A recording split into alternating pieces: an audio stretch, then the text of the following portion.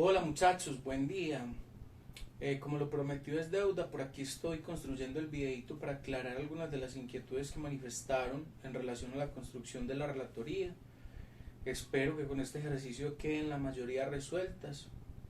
También es mi objetivo realizar un video corto por términos de conectividad, es decir, que todo lo puedan descargar y por asuntos de tiempo y productividad, porque sé que están ocupados y que un video muy extenso quizá no tengan el tiempo de verlo.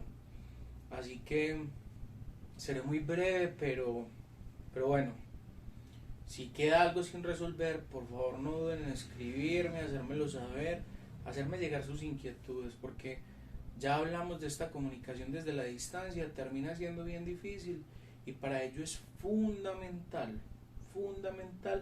que estemos comunicándonos frecuentemente y que seamos claros en aquello que decimos. Antes de pasar al computador y mostrarles esos elementos en relación a la relatoría, les quiero compartir un poema de querido viejito, ya saben, El Universo y Borges, mi apreciación, que se titula El hambre.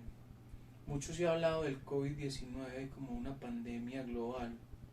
El hambre también es una pandemia, desde mi perspectiva, claro está. Y creo que desde la de muchos. Madre antigua y atroz de la incestuosa guerra, borrado sea tu nombre de la faz de la tierra. Tú que arrojaste al círculo del horizonte abierto la alta proa del viking, las lanzas del desierto. En la torre del hambre de Ugolino de Pisa tienes tu monumento y en la estrofa concisa que nos deja entrever, solo entrever, los días últimos y en la sombra que cae las agonías. Tú que de sus pinares haces que surja el lobo y que guiaste la mano de Jean Valjean al robo. Una de tus imágenes es aquel silencioso Dios que devora el orbe sin ira y sin reposo el tiempo. Hay otra diosa de tiniebla y dios hambre, su lecho es la vigilia y su pan es el hambre. Tú que a Chaternón diste la muerte en la bohardilla entre los falsos códices y la luna amarilla. Tú que entre el nacimiento del hombre y su agonía pides en la oración el pan de cada día. Tú cuya lenta espada roe generaciones y sobre los testuces lanzas a los leones. Madre antigua y atroz de la incestuosa guerra, borrado sea tu nombre de la faz de la tierra. Ahí lo dejo para que lo tengan presente. Vamos entonces a la explicación. Espero les sea muy útil. Bueno, estamos entonces aquí en el computador. Tengo por aquí varios documentos abiertos. El primero que les quiero enseñar es este. Resulta, sucede y acontece que estuve investigando por ahí y el año pasado, a finales del año pasado, precisamente en el mes de octubre, la Asociación Americana de Psicología sacó una séptima edición de las normas APA. Imagínense muchachos, no hemos dominado la sexta y ya hay una séptima edición. Los cambios, aunque no son muchos, aquí hay algunos, digamos, que son los más importantes y que me interesa mencionárselos. El primero es que, no sé si recuerden el documento que les mostré de normas APA, que había unos ejemplitos para elaborar las tablas. En este caso se incluye también cómo establecer otros tipos de tablas y además cómo incluir gráficos también dentro del documento. Por otro lado, en el documento anterior no encontrábamos, digamos, ejemplos de referencia para lo que eran redes sociales y algunas herramientas electrónicas que al día de hoy utilizamos mucho, canales de comunicación como WhatsApp, Telegram, en fin, y que también aparecen estipulados ahí. El tercer elemento tiene que ver con esa tendencia cada vez más fuerte de utilizar un lenguaje inclusivo, que en el manual APA lo llamaron lenguaje sin prejuicios. Eh, este apartado resulta bien polémico y más por lo que hemos hablado respecto a ese, digamos, concepto primordial de la lingüística que tiene que ver con economía lingüística. ¿cierto? Porque a veces el tratar de incluir todas las variables de género dentro de un texto nos implican que éste se extienda o que empecemos a utilizar algunos elementos textuales que no son tan aceptados dentro de lo que es la gramática española. Pero bueno, está ahí y me interesa que lo conozcan para que lo tengan en cuenta en sus futuros trabajos.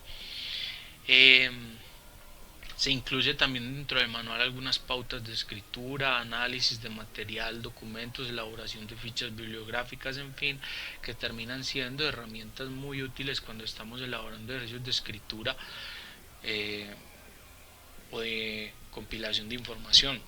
Yo alguna vez les decía que es fundamental también cuando leemos establecer un proceso de lectura, lo mismo con la escritura. Debemos elaborar planes de escritura para que nuestro texto pues cumpla con ciertas expectativas.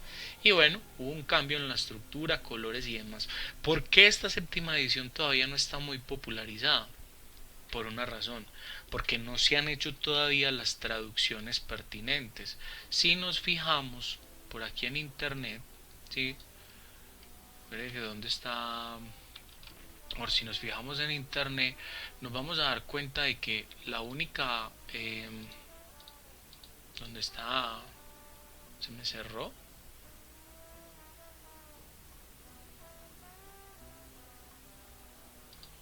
Se me cerró, pero ustedes buscan normas APA, séptima edición, PDF, y van a encontrar únicamente este documento en español que es de la Universidad Central, ¿sí? Se titula Normas AMPA séptima edición, guía de citación y referenciación. Están las personas que lo elaboraron y lo hicieron a finales del año pasado. ¿Cuál es el problema con este documento? Que es una síntesis del documento original. Entonces todavía no podemos pensarlo como una herramienta eh, útil para la construcción de ese ejercicio. Yo diría que es más para tenerla en cuenta y saber que existe, pero seguir utilizando el manual que yo les envié de mayo del 2019 de la Universidad Javeriana. Esto hasta que estas universidades como la Javeriana o universidades del país realicen una adecuación de ese manual que la Asociación Americana de Psicología envía. Fíjense que acá no encontramos ejemplos, nada, sino simplemente las citas de una vez elaboradas y algunos de los elementos de las referencias, de cómo referenciar. Pero lo dejo ahí por si quieren ir, buscar, indagar al respecto y ampliar un poquito sobre esta temática. Sin embargo, recuerden, conmigo para el trabajo vamos a utilizar la sexta edición, ¿sí? La de la Universidad Javeriana, que fue editada, repito, en el mes de mayo. Miren que esta es la viejita, entonces aquí realizamos la búsqueda, la primera que nos sale es esta, pero necesitamos acceder esa, vamos a mirar si es esta, ajá, a la que nos muestra acá actualización mayo de 2019. Esta es la que ustedes deben utilizar, muchachos, para la construcción de sus textos escritos, ¿sí? Por favor. Ahora bien, vamos a la relatoría.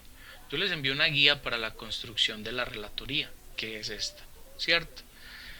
La relatoría, lo dije en el audio y se especifica en este documento, es un texto en el que siempre, digámoslo, lo que va a prevalecer es el análisis y la síntesis de la información. Y aquí encontramos unas aclaraciones respecto a los aspectos que se deben contemplar a la hora de construir una relatoría: temática, estructura y proyección. ¿Sí? Si ustedes bajan, van a encontrar esos aspectos. El primero, temática; el segundo, estructura; y el tercero, proyección. Entonces, teniendo eso ya claro, si nosotros construimos un documento de Word, ¿cierto? Vamos a hacerlo acá. Si nosotros construimos un documento de Word, vamos a saber que nuestro documento va a estar dividido en tres momentos: temática, estructura y, copié mal estructura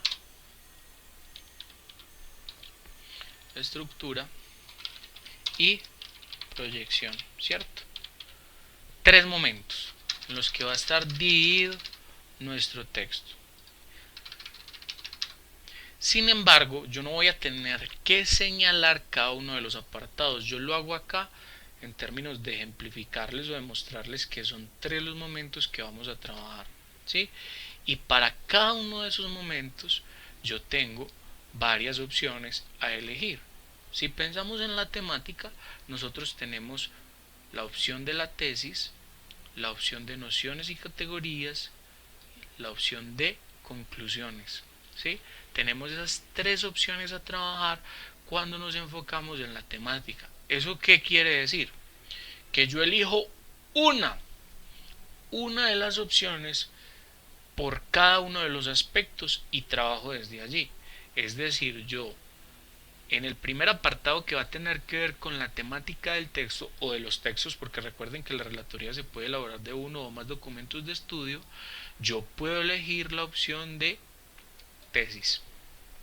Estas otras dos entonces las dejo de lado y me concentro únicamente en esta opción y desarrollo este elemento que se me sugiere acá. Primero debo identificar cuál es la tesis central que el autor propone o desarrolla en su texto, pero además de eso, ojo, como dijimos que la relatoría es un texto de análisis y síntesis, yo no debo exponer únicamente la tesis. Yo debo hablar sobre esa tesis, la posición que asumo frente a la misma y por qué la considero la tesis central de ese texto, ¿sí? Entonces no es decir, esta es la tesis que el autor desarrolla en su texto, y la pongo, sino que al analizar el texto, el elogio, la dificultad de Stanislao Zuleta, se pueden encontrar un conjunto de argumentos que se enfocan en estos y estos elementos, los cuales, si los miramos desde una perspectiva, digámoslo, holística, podríamos llegar a la conclusión de que el argumento central del autor es este, frente al cual se puede decir esto, esto y esto, ¿sí? Entonces un apartado bien interesante en el que usted, además de mencionarnos esa tesis central, nos va a hablar sobre ello, ¿sí? Ahora, si nos vamos a la estructura, pasa exactamente lo mismo, ¿sí? Nosotros vamos a la estructura y tenemos en este caso tres opciones. En algunos, digamos, manuales aparecen cuatro, pero en el que les envié aparecen tres, y es la opción de sentido, implicaciones del título con la lectura, mapa conceptual o citas de los textos. ¿Cómo así?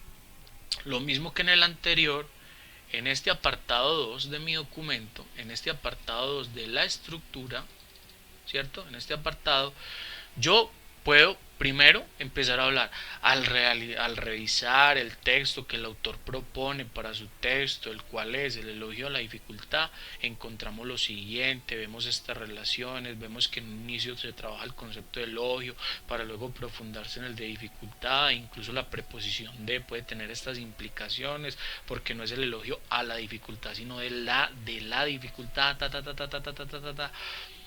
eso a modo de ejemplo, porque usted puede iniciar como quiera, ¿cierto? Incluso mencionarlo del título al final de su ejercicio de argumentación. Y ya quedaría resuelto este apartado, como también usted lo puede resolver haciendo un mapa conceptual. Usted elabora un mapa conceptual del texto, el elogio de la dificultad, y lo pega aquí. Pone ese mapa conceptual y este apartado le queda resuelto. O la tercera opción, ¿cierto? Se fijan, es la de qué citaría, pero ojo, no es solo poner las citas, explicar por qué también es fundamental. Entonces usted se va al texto, el elogio de la dificultad, coge algunas de las citas más relevantes o algunos de los fragmentos del texto que a usted más le llamaron la atención y habla sobre esos fragmentos, sobre esos apartados que tomó. Dice por qué los considera valiosos, qué es lo que le gusta de ellos, por qué terminan siendo relevantes en la construcción de ese texto y cómo se articulan con la tesis central, ¿cierto? Y proyección tiene que ver más con su proceso de lectura, ¿sí? Tal y como lo indica en la guía. Usted, ojalá en este momento de la proyección no tome solo uno, sino dos o los tres, digamos, elementos que se proponen acá. Y es hablar de su proceso. Bueno, cómo estuvo el texto, cómo estuvo la lectura, qué ideas reconstruyó, qué nuevos aprendizajes, si por el contrario hubo deconstrucciones, si el texto resultó significativo, no lo resultó, si por el contrario muy ambiguo, en fin. Y todo eso lo plantean en ese tercer momento del texto. Ahora bien, si no lo hacemos como apartados como lo hacemos, aquí les tengo un ejemplo. En el que ustedes se fijan, el estudiante lo único que hizo fue ponerle un título a su relatoría e iniciar a construir el texto, ¿cierto? Y nos está hablando cómo el autor desarrolla los conceptos o categorías, ¿cierto? Porque fue el, digamos, el elemento que decidió tomar de ese primer momento, nociones y categorías y cómo el autor las desarrolla para luego hablarnos de la relación título-texto. Aquí lo pueden ver, tema de la relación que tiene el título del texto, reflexiones de la ética y la responsabilidad y la ética de la convicción, es el título del documento que el estudiante leyó, ¿sí? Y por último, acá en estos párrafos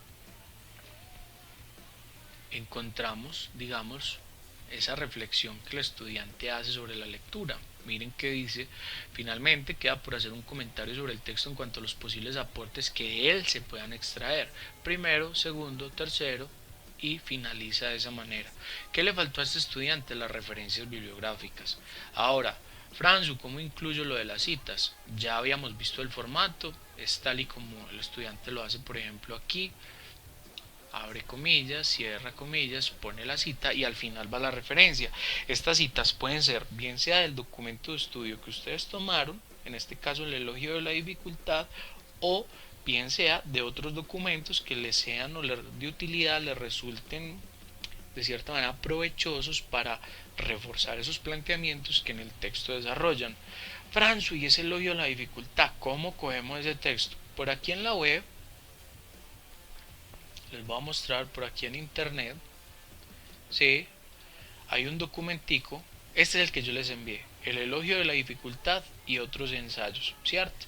Ustedes deben hacer el texto nada más basándose en el primer ensayo, que es el elogio de la dificultad, ¿sí? Ahora, uy, no, pero ¿cómo pensamos en la estructura de ese texto? Por aquí alguien nos hizo la tarea fácil, por si lo quieren, que es la Universidad Tecnológica de Pereira, UTP. Ustedes pueden buscar en Google elogio de la dificultad UTP y se van a dar cuenta que este documento tiene una particularidad. Nos presenta la introducción, digámoslo así, del texto y luego nos lo divide por temáticas en relación a lo que se desarrolla en cada uno de los apartados. Entonces, el enemigo, ¿sí? Si ustedes se fijan en el que yo les envié, esa subdivisión del texto no aparece, es un texto continuo, ¿cierto? Miren acá, Adán y sobre todo Eva tienen el mérito original de habernos librado del paraíso, mientras que acá el otro, el enemigo, y luego nos ponen el texto de Adán y sobre todo Eva tienen el mérito original de habernos librado del paraíso.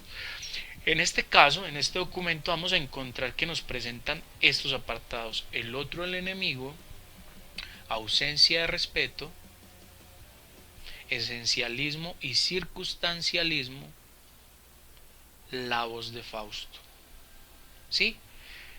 Esta división me parece muy bien lograda, porque realmente cuando uno lee este, digamos, encabezado de cada uno de los apartados y luego viene al texto, se da cuenta de que aquí se sintetiza muy bien la información que aparece, y eso les puede dar luces si es su intención hablar de cómo se desarrollan las nociones o categorías dentro del texto, incluso para comprender un poquito el concepto de la estructura o cómo se desarrolla la estructura en el mismo, ¿sí? Así que les dejo ahí esta invitación a este documento, o si ven que les puede resultar útil, me lo hacen saber por el grupo y se los envío a WhatsApp, ¿sí? Entonces, muchachos, básicamente el ejercicio consiste en leer el elogio de la dificultad. Recuerden que la lectura implica siempre un proceso: preleer, leer, hablar, escribir y repetir. En el ejercicio de la lectura, en el segundo momento, leer, van a señalar en este texto aquellos elementos más relevantes que encuentren en el mismo, ¿sí? Y que vayan en línea de identificar la tesis central. Después de que hayan hecho ese ejercicio de lectura, usted se va a sentar a pensar en relación a lo que el texto de la relatoría propone cada uno de los momentos: temática, estructura y proyección de lectura. Entonces, si voy a trabajar tesis, bueno, leí el elogio de la dificultad, la tesis que el autor desarrolló fue esta, y pienso esto al respecto, y es interesante por los argumentos que desarrolla en tanto esto, esto y esto. En el segundo momento puedo sencillamente decir que voy a hacer un mapa conceptual, y simplemente lo que hago es sintetizar este documento en un mapa conceptual. Y en el tercer momento voy a hablar de cómo fue mi proceso de lectura. Recuerden, no lo tienen que dividir por apartados. Copien un texto continuo, así como aparece este que aquí les estoy mostrando en este momento. ¿Sí? A la final usted puede poner su nombre. Si lo desea, pone su nombre y grupo acá, parte superior izquierda, ¿sí? Juan François Gómez, solo por poner un ejemplo, ¿cierto? 11B. Y ya, es lo único que deben hacer. Yo espero un ejercicio riguroso de análisis. No olviden las citas fundamentales a la hora de escribir el texto. Pueden mencionar a otros autores dentro de su texto tal y como lo hacen acá, ¿cierto? Incluso mire que la estudiante nos menciona algunos autores que él retoma para luego hablarnos de ello. Entonces, no, la idea es esa. No sé si con esto queda resuelto. Como les digo, si no queda resuelto, por favor háganmelo saber. A mí me parece que realmente el ejercicio no es complejo, es un ejercicio sencillo.